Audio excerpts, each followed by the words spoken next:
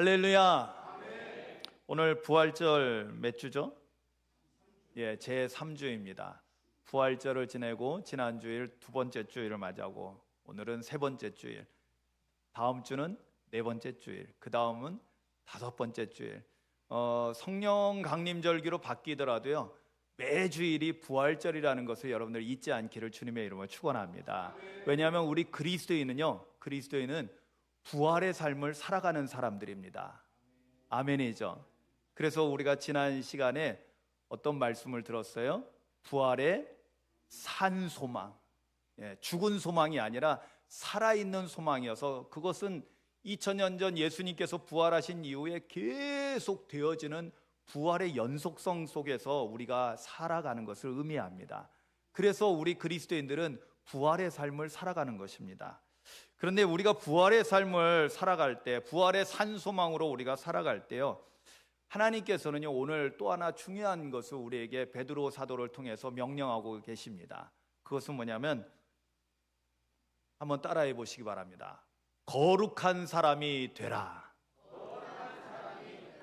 여러분, 성경은 자꾸 읽으면 더 좋으니까요, 15절, 16절 두 절 말씀, 오늘 성령학교 할 때 요절 말씀이기도 한데요, 찾으셨나요? 같이 천천히 합독하겠습니다. 시작. 오직 너희를 부르신 거룩한 이처럼 너희도 모든 행실에 거룩한 자가 되라. 기록되었으되 내가 거룩하니 너희도 거룩할지어다 하셨느니라. 아멘, 아멘, 할렐루야. 오늘 15절, 16절에서 계속 반복적으로 나오는 단어와 구절이 있습니다.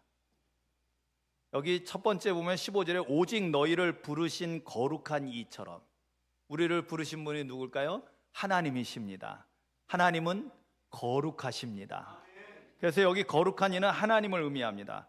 그래서 너희를 부르신 하나님처럼 너희도 모든 행실에, 모든 행실, 이 모든 행실에는 겉으로 드러나는 행동만이 아니라 우리의 마음의 생각, 말과 행동, 모든 것을 포함하는 것입니다. 이 모든 것에서 뭐 하라고요? 거룩한 자가 되라, 거룩한 사람이 되라고 오늘 성경은 명령하고 있는 것입니다. 그러면서 16절에 기록되었을 때 내가 거룩하니 너희도 거룩할지어다 하셨느니라. 아멘. 여러분들 성경에는 어떻게 되어 있는지 잘 모르겠지만 제 거에는 기억 이렇게 있습니다. 기억자가 있어요. 그 밑에 이렇게 관주를 보면요, 기억에 보면은 레위기 11장 44절, 19장 2절, 20장 7절 세 번이나 이렇게 나와 있는 것을 보게 됩니다. 특히 19장 2절, 레위기 19장 2절은요, 성결법전이 시작되는 특별한 하나님께서 이스라엘 백성들에게 율법을 내려주실 때 십계명 다음으로 굉장히 중요한 계명이, 법전이 있는데, 그 하나님의 율법 가운데 특별한, 우리가 신학을 공부할 때 성결법전, 우리가 하나님 앞에 거룩하고 깨끗하게 살아가기 위해서 하나님이 우리에게 내려주신 법이 있는데요, 거기에 처음 핵심적인 주제어가 바로 이것입니다. 너희는 거룩하라, 나 여호와 너희 하나님이 거룩하기 때문이다. 아멘. 하나님이 거룩하시니까 하나님 백성 된 이스라엘은 마땅히 거룩해야 된다라고 성경은, 하나님은 우리에게 말씀하고 있는 것입니다. 이 말씀을 인용해서 오늘 우리에게 부활의 산 소망을 가지고 살아가는 그리스도인은 어떤 삶을 살아야 되느냐, 어떤 사람이 되어야 하느냐, 바로 거룩한 사람이 되어야 한다고 오늘 성경은 우리에게 말씀하고 있는 것입니다. 여러분, 하나님 명령입니다. 거룩한 사람이 되십시오. 거룩한 사람이 돼야 돼요. 자, 그런데 거룩한 사람이 돼야 되는데, 모든 행실에 거룩한 사람이 돼야 되는데, 어떻게 우리의 영혼부터 시작해서 우리의 내면에 있는 모든 것, 그리고 내가 말하는 것, 행동하는 모든 것에서 다 거룩할 수 있을까요? 이게 쉽지 않거든요. 왜 그런 줄 아세요? 누구처럼 거룩하라고요? 하나님처럼 거룩하라. 여러분, 이게 우리 인간의 죄 많은 인생들, 허물 많은 인생들, 실수투성인, 그죠? 조금만 방심하면 걸려 넘어지는 우리의 연약한 존재들, 깨어지기 쉬운 그릇 같은 토기장이에 깨어지기 쉬운 그런 질그릇 같은 인생인 저와 여러분들이 어떻게 하나님처럼 거룩할 수 있을까요? 쉬운 문제는 아니잖아요. 그렇기 때문에 오늘 성경은 우리에게 어떻게 해야지 우리가 거룩한 사람이 될 수 있는가를 오늘 본문 말씀에서 5가지로 말씀하고 있습니다. 여러분들 한번 살펴보시고요. 오늘 말씀을 들으면서 내게 부족한 것이 뭐가 있다면 그것을 더 채우기 위해서 간절히 기도하시기 바랍니다. 그래서 기도하는 마음으로 오늘 말씀을 들으셔야만 합니다. 자, 어떻게 해야지 우리가 거룩한 사람이 될 수 있을까요? 17절에 보니까 외모로 보시지 않고 각 사람의 행위대로 심판하시는 이를 너희가 아버지라 부른즉 너희가 나그네로 있을 때를 두려움으로 지내라. 아멘. 여러분, 우리가 거룩한 사람이 되려면요, 첫 번째 뭐 해야 되는 줄 아세요? 첫 번째, 두려워하는 삶을 사셔야 합니다. 그럼 뭐지? 우리가 신앙생활하면 세상의 염려, 근심, 걱정, 두려움을 다 이겨내야 되는데, 근데 이때 두려움은 다른 의미입니다. 다른 의미예요. 여러분, 말씀을 잘 보시기 바랍니다. 여기 보면 외모로 보시지 않고 각 사람의 행위대로 심판하시는, 여러분, 하나님은 창조주이시며 심판하시는 하나님이십니다. 아멘. 그런데 그런 심판하시는 그분을 우리가 뭐라고 부른다고요? 아버지라고 부르네요. 하늘에 계신 우리 아버지라고. 여러분, 심판하시는 분이 우리 아버지시래요. 얼마나 좋은 일입니까? 자, 그런데 행위대로 오늘 말씀에 보면은 외모로 보시지 않고 각 사람의 행위대로 심판하신대요. 여러분, 이때 행위를 여러분 바깥으로 드러난 행위만 얘기하면 안 된다고 그랬죠? 내 영혼부터 내 마음속 내면에까지. 왜냐하면 하나님은 어딜 보셔요? 우리 마음 중심을 보시거든요. 그러니까 이 행위를 겉으로 드러난 것만 자꾸 생각하면 성경을 잘못 이해하는 것입니다. 하나님께서 보시는 행위는 뭐냐면 우리 내면 깊은 곳, 우리의 영혼으로부터 말하는 거예요. 그런데 우리가 마음속에 악한 생각을 품고 예수님을 믿지 않고 이런 것들이 우리 안에 있다면 겉으로 아무리 착한 일을 많이 하고 선한 사업을 많이 해도요, 하나님께서 보실 때는 심판의 대상이 되는 거예요. 깨달아지십니까? 자, 그런데 이런 심판하시는 하나님을 아버지라 부르는 것은 좋은 일일까요? 나쁜 일일까요? 좋은 일인데 책임이 따릅니다. 그렇잖아요.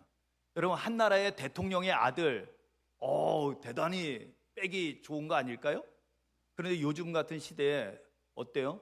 더 조심해야 되죠. 왜? 내가 말하고 행동하는 모든 것들이 직결되잖아요. 여러분, 우리가 하나님의 아들이 됐다면, 하나님의 딸이 됐다면, 하나님의 자녀가 됐다면 이거는 좋은 것도 있지만은 책임이 더 크게 따른다는 거예요. 그렇기 때문에 우리는 어떻게 해야 되냐면 여기 뒤에 하반절에 17절 하반절에 아주 중요한 표현이 나와요. 너희가 나그네로 있을 때를 두려움으로 지내라는 거예요. 언제? 나그네로 살아갈 때. 여기서 우리에게 굉장히 중요한 거예요. 우리가 이 세상 사는 거는 나그네로 살아가는 거라는 거예요. 나그네라는 것은 언젠가 출발해서 집에서부터 출발해서 떠돌다가 언젠가는 돌아가야 된다는 거예요. 근데 우리가 돌아가야 될 곳이 어디여야 돼요? 하나님 나라 천국이 되어야 할 줄로 믿습니다. 그런데 그러기 위해서는 이 땅에 이 세상에 나그네로 사는 동안, 이 세상에 사는 동안 하나님의 심판이 있다라는 것을, 아버지 하나님이시지만은 나에게 자식에 대해서 더욱더 준엄하게 심판하시는 하나님 아버지 앞에서 두려워할 줄 알아야 된다는 거예요. 뭘 두려워해요? 세상에 이런저런 걸 두려워하라는 게 아니에요. 악한 마귀의 공격이나 세상에 여러 가지 문제가 생겼을 때 전전긍긍하고 그러라는 것이 아닙니다. 오직 무엇을 두려워하라는 거예요? 우리의 육신의 것만 아니라 우리의 영의 것까지 모든 영원한 것을 심판하시는 하나님을 두려워하라는 것입니다. 요즘 오늘날 보면 교회가 특히 주의 종들도 그렇고 참 많은 그리스도인이라고 소위 그리스도인이라고 자처하는 사람들이 하나님을 두려워하지 않는 것 같아요. 그래서 복음을 전하기에도 지금 부족할 판인데 서로 혐오를 말하고, 이 복음이 아닌 것에 여러분 그런 말을 하고 있고 그런 행위를 한다는 것은 뭐예요? 하나님이 안중에도 없다는 거예요. 하나님을 조금이라도 의식한다면 어찌 그렇게 하나님께서 듣기 싫어하는 말들을 할 수 있을까요? 주님은 우리에게 사랑하라고 말씀하셨지, 용서하라고 말씀하셨지, 누구를 남 저주하고 남 못되게 하고 혐오하고 미워하고 그런 걸 선동하라고 하지 않아요. 신명기 여러 곳에 나오는데요, 신명기 4장 10절에 보면 대표적인 성경 구절을 제가 하나 하는데요, 그거 잘 읽어보세요. 잘 들어보세요. 제가 읽을 테니까요. 내가 호렙산에서 너의 하나님 여호와 앞에 섰던 날에 여호와께서 내게 이르시기를 나에게 백성을 모으라. 내가 그들에게 내 말을 들려주어, 그 다음 잘 들으세요. 그들이 세상에 사는 날 동안 나를 경외함을 배우게 하며 그 자녀에게 가르치게 하리라 하시매. 아멘. 이건 뭐냐면 모세가 모압 평야에서 가나안 땅에 들어가기 전에, 약속의 땅에 들어가기 전에 이스라엘 백성들을 다시 불러 모아놓고 하나님께서 나에게 이러한 것들을 알려주셨다라고 백성들에게 다시 확인시키는 그 장면입니다. 그때 뭐라고 말씀하셔요? 이 세상 사는 날 동안 뭘 배우게? 하나님 경외함. 여기 두려워한다라는 이 표현은 뭐냐면 하나님을 경외하라는 거예요. 창조주 하나님이시며 전능하신 하나님이시고 심판하시는 하나님을 경외할 줄 알아야 된다는 거예요. 그럴 때 우리는 거룩한 사람으로 이제 들어갈 수 있는 길이 열리게 된다는 것입니다. 사랑하는 성도 여러분, 나그네로 사는 동안, 이 세상 사는 동안 하나님을 경외하는 사람이 되시기를 주님의 이름으로 축원합니다. 그래야지 우리가 거룩한 사람이 될 수 있습니다. 자, 두 번째는요 18절 19절인데요 제가 읽겠습니다. 18절 19절 너희가 알거니와 너희 조상이 물려준 헛된 행실에서 대속함을 받은 것은 은이나 금같이 없어질 것으로 된 것이 아니요 오직 흠없고 점없는 어린 양 같은 그리스도의 보배로운 피로 된 것이니라. 아멘. 여기서는 한 가지 중요한 사실을 우리에게 가르쳐주고 있습니다. 여러분, 우리가 죄인이었잖아요. 여러분들은 죄인 아니었었고 저만 죄인이었었군요. 우리가 예전에 죄인이었었잖아요. 그런데 우리가 어떻게 죄 사함 받고 하나님의 거룩한 백성, 하나님의 자녀가 될 수 있었을까요? 우리의 공로가 전혀 없다고 그랬죠. 우리의 공로 없어요. 전적으로 우리를 대속하신 분은 누구예요? 오직 흠없고 점없는 어린 양 같은 그리스도의 보배로운 피로 우리가 대속함을 받았다라는 이 놀라운 사실을 항상 기억해야 된다는 거예요. 이걸 잊지 말아야 된다는 거예요. 그래서 우리가 새벽 예배 때 엊그저께 제가 그 말씀 묵상하면서 이런 말씀을 드렸어요. 왜냐하면 제가 늘 그러죠. 그리스도인은 죄인이긴 한데 그 앞에 뭔가 형용사가 붙어요. 뭐죠? 용서받은 죄인이다. 아멘. 그런데 왜 죄인이라는 사실을, 지금은 이제 용서받았기 때문에 죄인이 아니에요. 법정에 가면은 심판받지 않습니다. 할렐루야. 그럼에도 불구하고 우리는 죄인이라는 사실을 망각해서는 안 되는 거예요. 왜 그럴까요?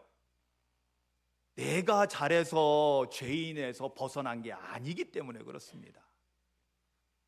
전적인 하나님의 은혜, 예수님의 어린 양 그리스도의 십자가 대속의 은혜, 그분의 보배로운 피값으로 말미암아 내가 죄사함 받은 거기 때문에 우리는 그저 하나님의 은혜에 감사해야 되는 거죠. 아멘이죠.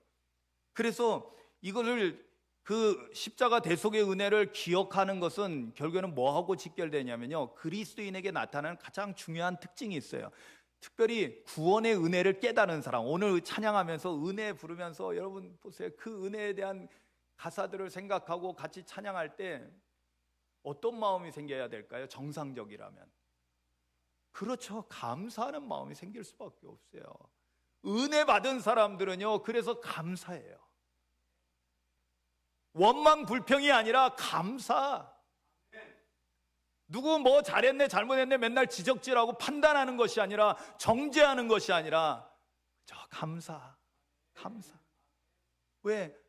나 같은 죄인을 살려주신 하나님의 은혜를 생각하니 내가 누구를 뭐라고 하겠어요. 내 자신이 도저히 용서받을 수 없는 죄인이었는데 하나님 그 크신 은혜와 사랑 때문에 하나님의 독생자 예수 그리스도, 흠없는 점없는 죄도 하나도 없으신 어린 양 같으신 예수 그리스도의 그 보배로운 피 때문에 내가 죄 사함 받고 구원받았는데, 이걸 기억하면 늘 감사가 넘치는 삶을 살게 되고, 이렇게 은혜를 기억하고 감사하는 삶을 살아가는 사람이 거룩한 사람이 될 수 있다는 것입니다. 세 번째는 20절 말씀에 나와 있습니다. 20절, 21절 두 절 말씀인데요, 그는 창세전부터 미리 알림 바 되시니이나 이 말세에 너희를 위하여 나타내신 바 되었으니 너희는 그를 죽은 자 가운데서 살리시고 영광을 주신 하나님을 그리스도로 말미암아 믿는 자니 너희 믿음과 소망이 하나님께 있게 하셨느니라. 아멘. 여러분 좀 읽다 보면요, 저도 읽으면은 말이 어려워요. 그래서 성경이 어떨 때 보면 참 번역상 좀 아쉬움이 많아요. 그런데 약간 어려워야지 좀 더 많이 생각할 수 있게 돼서 이 또한 은혜입니다. 그리고 저같이 또 훈련받아서 해석하는 또 은사를 받은 사람들이 해석해 주는 맛도 있으니까요. 이게 여러분 오늘 이 말씀은요, 길고 복잡한 것 같지만은 간단하게 생각하시면 돼요. 이 내용의 핵심은 뭐냐면요, 너희 믿음과 소망이 누구에게 있게 하라고요? 하나님께 있게 하라는 거예요. 여러분 이 표현이 뭘 의미하는 줄 아세요? 여러분 믿음과 소망이 내가 믿고 내가 바라고 내가 소망하고, 여러분 세상에선 사람들이 이렇게 말합니다. 너 꿈이 뭐니? 그죠? 아이들에게 물어보잖아요. 넌 꿈이 뭐니? 선생님이요, 의사요, 대통령이요, 장군이요. 누구 꿈이에요? 내 꿈이에요. 내 소망이에요. 너 할 수 있어? 아이, 할 수 있습니다. 못할 땐 못하더라도 일단 한번 큰 소리 치는 친구들은, 그죠? 저 같은 사람들은 무조건 할 수 있다고 하면서 일단 들이댑니다. 그런데 또 어떤 친구들은 자신감 없어가지고 그냥 맨날 자신 없어서 못하는. 세상 글에는요 이런 표현들이 있어요. 할 수 있다 말하면 할 수 있다. 그래서 해병대 구호 있죠. 최 장로님 뭐죠? 해병대 구호 이 할 수 있다고 뭐 안 되면 되게 아마 안 되는 게 어디 있어? 그냥 되게 하면 되지. 그러면 안 돼도 될 때까지 하라는 거예요. 될 때까지.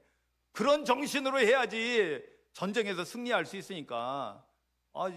군대에서는 그게 필요하다니까요.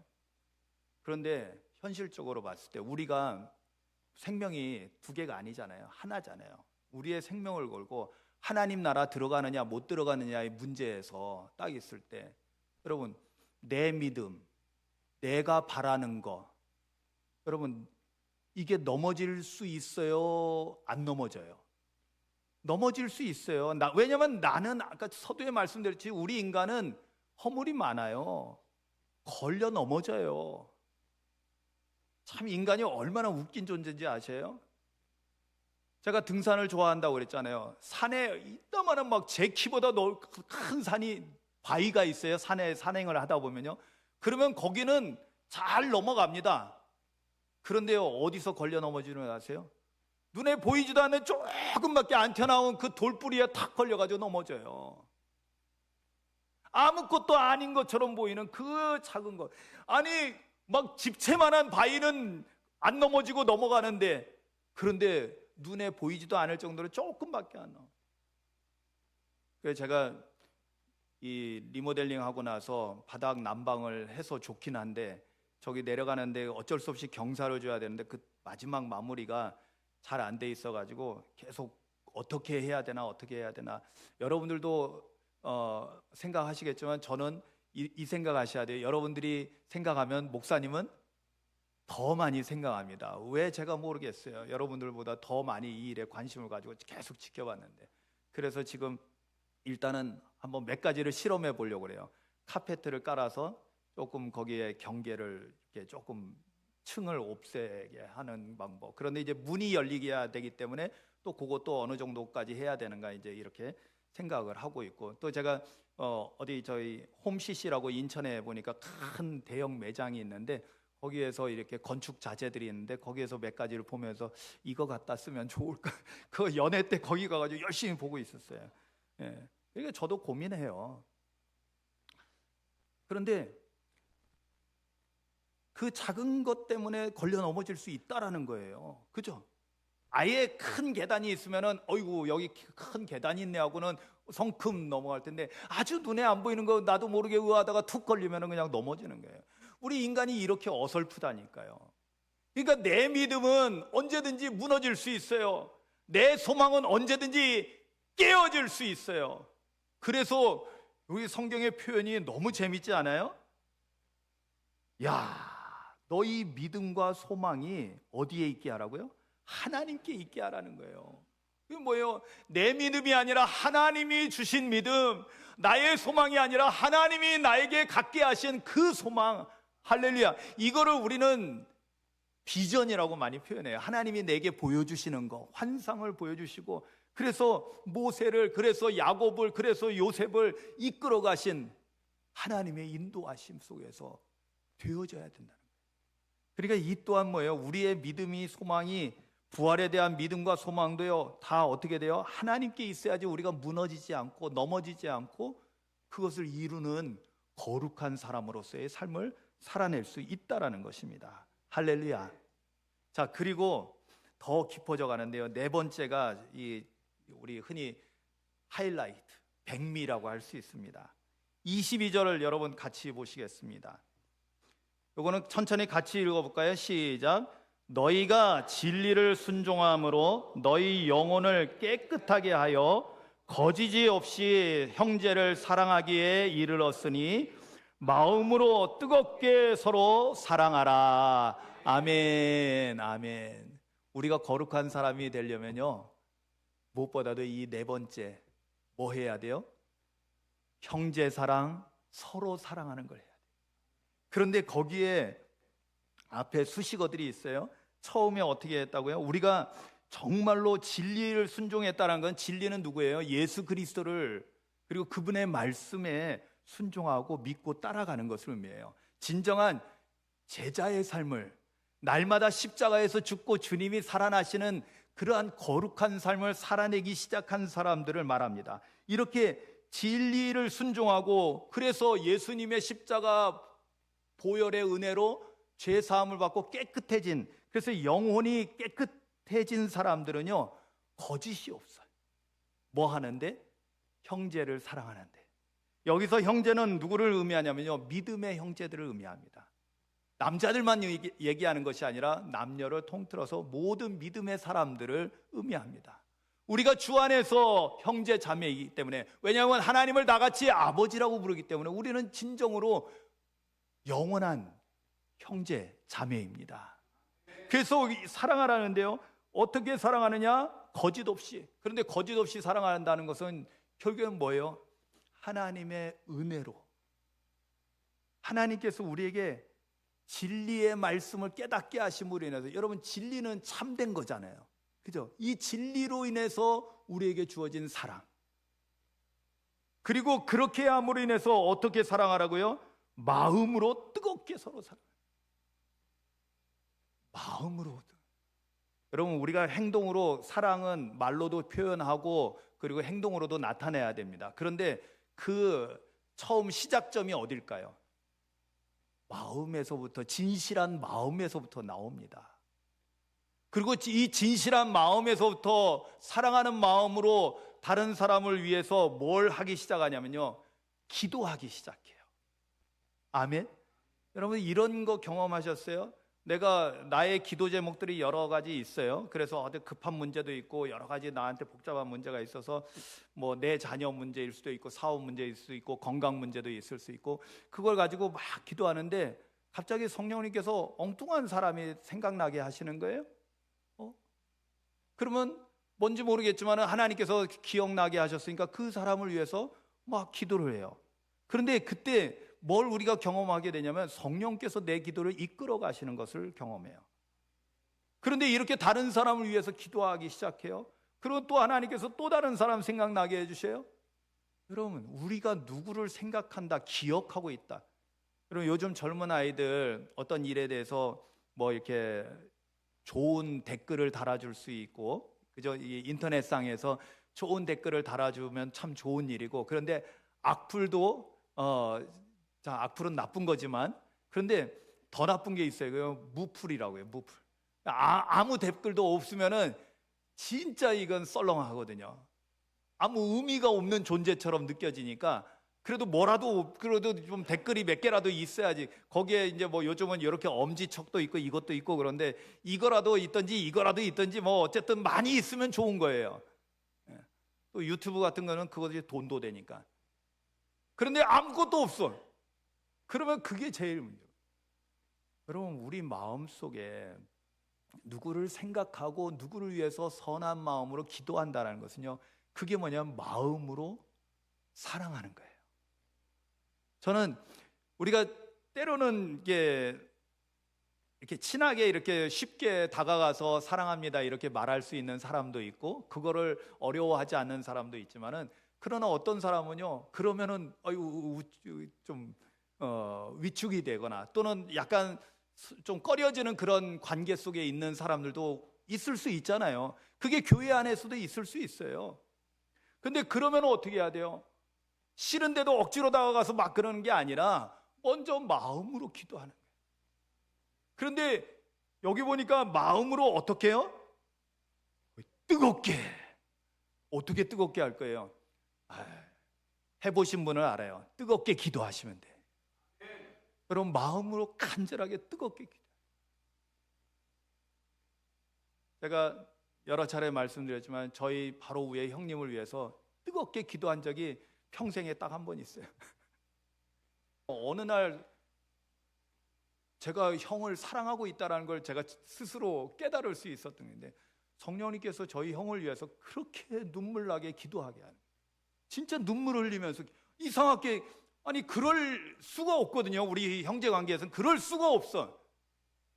그런데 형을 위해서 갑자기 기도하게 하시고, 기도하면은 눈물이 나게 하시고, 그래서 뭔 일인가 했더니 저희 형님이 결혼을 못하고 있다가 그때 어떤 자매를 만나서 교제하고 있어요. 저는 그것도 몰랐어요. 근데 그분이 지금 형수님이셔요. 너무 신앙 좋은 형수님 만나서 정말, 그래서 또 그 형수님이 저희 어머니 천국 가실 때까지 또 잘 모시고 천사 같은 형수님을 모시고. 야, 그렇구나. 나보다 나를 더 잘 아시는 하나님. 아니 우리가 좀 무뚝뚝하다고 해서 형제들이 사랑하지 않는 건 아니에요. 그런데 표현을 안 하죠, 잘. 그런데 마음으로 그렇게 뜨겁게 기도하게 하시는.